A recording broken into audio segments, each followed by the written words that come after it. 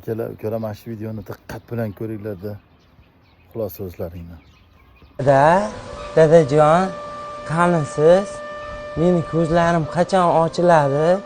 Yoshlanadi-yu, lekin ko'ra olmayapman-da. Dadajon, men ham bu dunyoni ko'rgim kelyapti. Mana shu holat hech qaysi bandamizni boshiga tushmasin.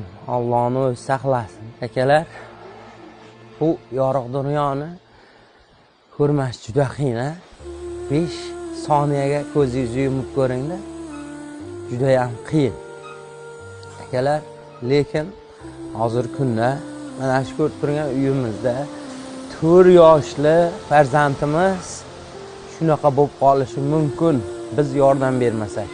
Akalar, to'g'ri, hozir kunda misol uchun oddiy inson ham bir kunda 300 ming topishga qodir. Bizi hozir kunda 272 ming obunachimiz bor. Ertaga 400 so'mdan tashlasa ham mana shu farzandimizni bu yorug' dunyoni ko'rishiga sababchi bo'lib qolamiz. To'g'ri, dardini ham Alloh beradi, shifosini ham Alloh beradi. Bu yorug' dunyoga Allohim sizni-yu bizni sababchi qilib jo'natgan. Akalar, hozirda biz Farg'ona viloyati Uchko'prik tumani Xondi qishlog'iga bolajonimizni ko'rgani kelganmiz. 4 yoshli Imronbek o'g'limiz chap ko'zi protez. Bu protez bo'lishiga sababchi ko'zida o'simta aniqlangan.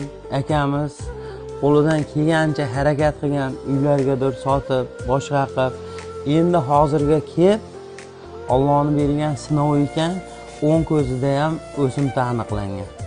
Bu bolajonimizni zudlik bilan Hindistonga jo'natmasak bo'lmaydigan holat bo'lgan. Hindistonga jo'natish uchun akalar $10 ming bolajonimizni bu yorug' dunyoni ko'rib qolishiga $10 ming pul kerak akalar. O'tgan safar videomizda ham aytganmiz. Siz jannatdan qasr sotib olishingiz mumkin. Insonni, o'g'il bolani 11 yoshgadir gunohi bo'lmas ekan. Mana shu gunohi yo'q farzandimiz duo qilsa, siz jannatdan qasr sotib olgan bo'lasiz, aka. Xudo xolasa mana inshaalloh siz-u biz sababchi bo'lamiz. Akalar, pastga akamizni, opamizni kartalarini qo'yib qo'yapmiz. Xohlasangiz pastga nomerlar qo'yib qo'yapmiz. Akamizni, opamizni telefon qilib, hamma narsani so'rab, uyga kelib sharoitlar ko'rib berib ketishingiz ham mumkin, aka.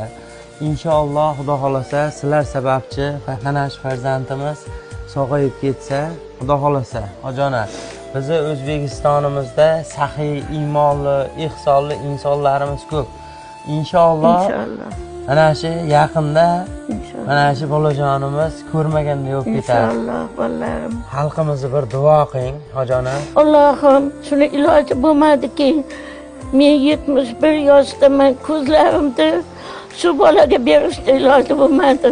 Iloji bo'lganda men ko'zlarimdan kechib shu bolamga bergan bo'lardim.